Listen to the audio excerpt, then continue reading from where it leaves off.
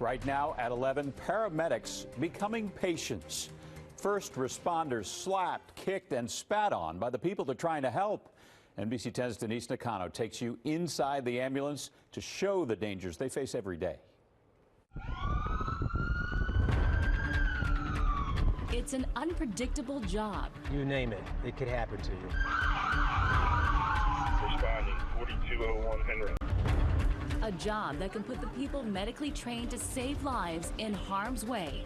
Paramedics and EMTs on the front line. And we're behind the scenes with the dangers they face. You could end up getting assaulted by somebody under influence, whether it's alcohol or a drug. And even sometimes you just have irate patients and sometimes, family members and bystanders.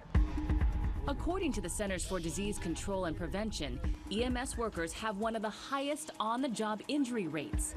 In Philadelphia, numbers for job-related injuries appear to be on the rise, with more paramedics and EMTs getting hurt from robbery, criminal assault, and getting struck by patients. You see the shootings, stabbings, assault. That's all going on while we're out there, oftentimes in those same places. This EMT did not have department approval to speak with us, so we've masked his identity. I've seen patients trying to reach for knives. One guy tried to break a chair over my head. We've had people punched, kicked, slapped, spat upon. All of those are considered to be injuries, especially with the, bodily fluids. A city spokesman explains the rise in the number of paramedic assaults in the past 2 fiscal years compared to prior years may be the result of a concerted effort toward better internal reporting, rather than an increase in the number of actual incidents. Paramedics and EMTs are fielding more calls. Last fiscal year, they responded to nearly 270,000 calls, more than 50,000 calls compared to 2008.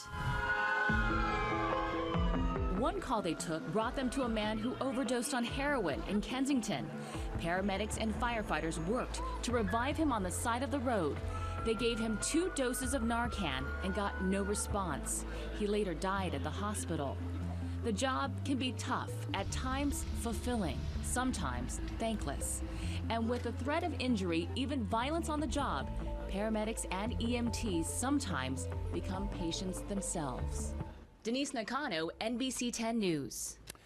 The Philadelphia Fire Department has spent several months creating a new assault policy that deals with attacks and threats from patients. It's expected to be rolled out in a month.